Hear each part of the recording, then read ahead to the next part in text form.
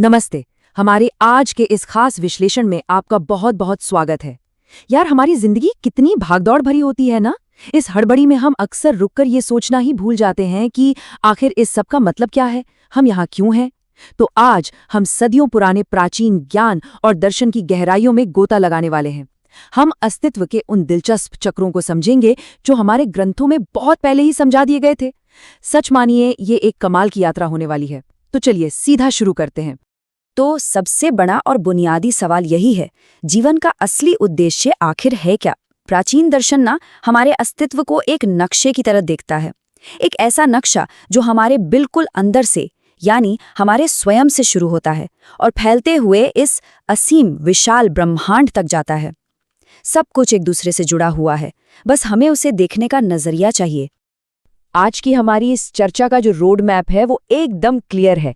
हम इन 5 अहम पड़ावों से गुजरेंगे। पहला, हमारी भावनाओं और विचारों की सीमाएं। दूसरा, समाज, परिवार और नेतृत्व। तीसरा, निर्माण और विनाश का चक्र।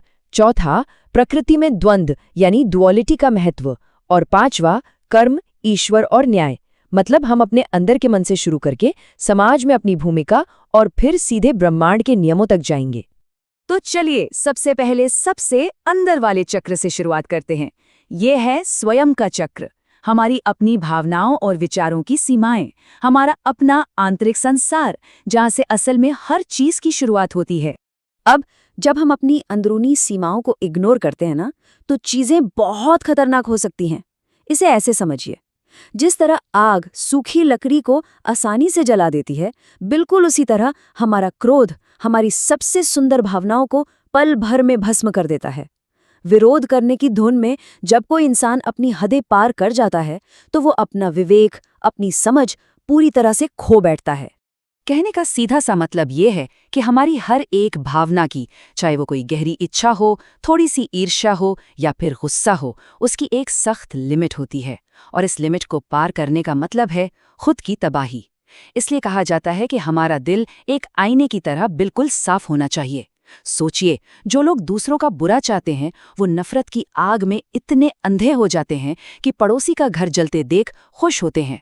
वो ये भूल ही जाते हैं कि वही लपटें कभी भी उड़कर उनके खुद के घर को भी खाक कर सकती हैं।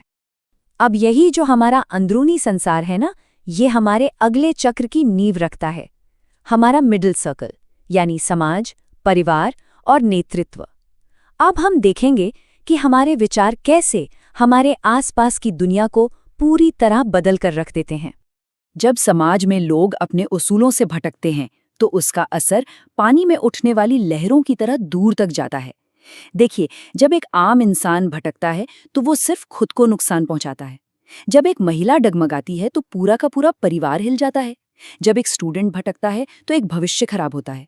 लेकिन जरा सोचिए, जब एक गुरु, एक शिक्षक अपने रास्ते से भटक जाए तो वो पूरे के पूरे छात्र समाज को, एक पूरी जनरेशन को भटका देता है।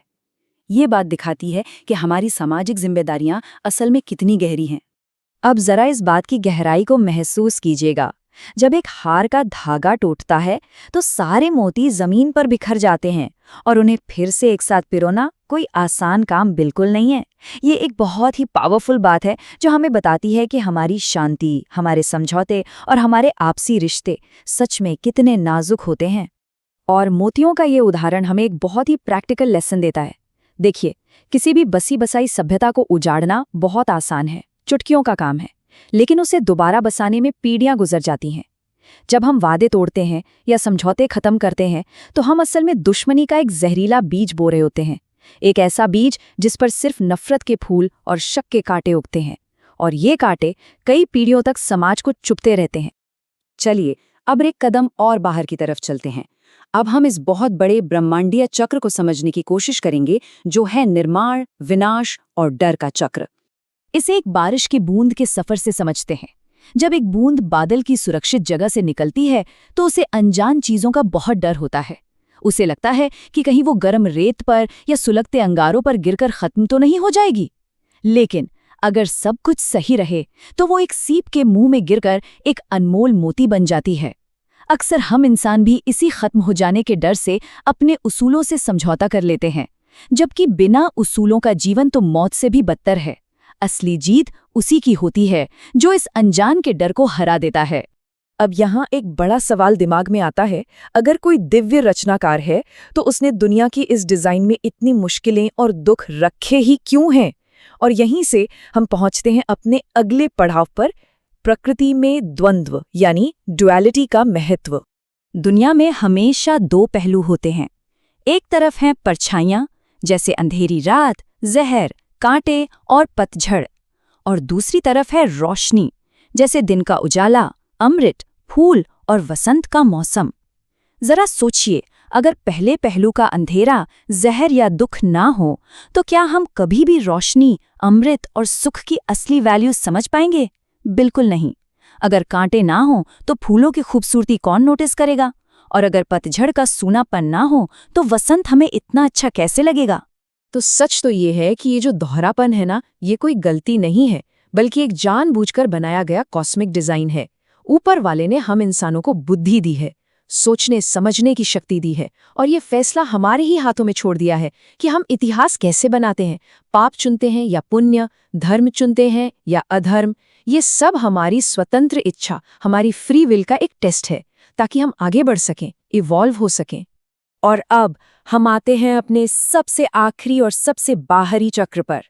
यहाँ हम देखेंगे कि ये जो पूरा इंसानी ढांचा है, इसके साथ ईश्वरीय शक्ति कैसे काम करती है, यानी कर्म, ईश्वर और न्याय। आपको पता है, सच्चा ईश्वरी न्याय एकदम निष्पक्ष होता है। ईश्वरत्व का सबसे बड़ा नियम ही है समानता, इक्वालिटी। सूरज जब अपनी रोशनी बांटता है तो वो किसी राजा के महल और गरीब की झोपड़ी में फर्क नहीं करता। बारिश का बादल एक खूबसूरत बगीचे पर भी बरसता है और एक सूखे रेगिस्तान की प्यास भी बुझाता है। भगवान किसी के साथ कोई भेदभाव नहीं करते, वो तो बस आपकी सच्ची श्रद्धा और भावना देखते हैं। हमारे आसपास की प्रकृति और हमारे अंदर के आध्यात्मिक विकास के बीच एक बहुत ही सीधा कनेक्शन है। जिस तरह पानी सूखी मिट्टी को गीला करके उसमें से सुंदर हरे अंकुर निकालता है, बिल्कुल वैसे ही जब सच्ची भक्ति हमारे मन को धोती है तो हमारे अंदर से बहुत ही सुंदर और पवित्र विचार जन्म लेते हैं। जैसे बारिश फूलों से धूल साफ कर देती है ना, वैसे ही सच्ची श्रद्धा हमारे मन को एकदम रोशन कर देती है। अब ये बात जरा ध्यान से सुनिएगा। जिस प्रकार एक दिए से मिटाया गया अंधकार उसी दिए के ठीक नीचे छिपने की जगह ढूंढ लेता है, उसी तरह कभी कभी सत्य को असत्य के नीचे छिपना पड़ता है। ये बात बुराई के नेचर और सच्चाई के सफर के बारे में हमें एक बहुत ही हैरान कर देने वाली सच्चाई बताती है ना कमाल की बात? अगर हम इसे प्रैक्टिकली देखें तो एक पापी इंसान सच्चाई को मिटाने की कितनी भी कोशिश कर ले, वो ये भूल जाता है कि सत्य बहुत ही फ्लेक्सिबल, बहुत ही लचीला होता है। वो वहां भी जिंदा रह सकता है जहां किसी ने उम्मीद भी ना की हो। कभी कभी ऐसा लग सकता है कि बुराई जीत रही है, लेकिन इस यूनिवर्स के न्याय का अपना एक अलग बैलेंस है। जब अन्याय अपनी सारी हदें पार कर देता है ना, बस तभी वो परम शक्ति सीधे तौर पर दखल देती है। तो हमारी आज की इस चर्चा के अंत में एक बहुत ही गहरा सवाल हमारे सामने आता है।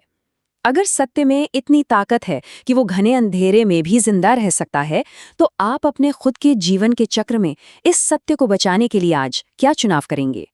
क्योंकि अंत में ये चुनाव हमारा ही है और यही हमारे जीवन का असली उद्देश्य तय करता है। हमारे इस विश्लेषण में साथ जुड़ने के लिए आपका बहुत बहुत शुक्रिया।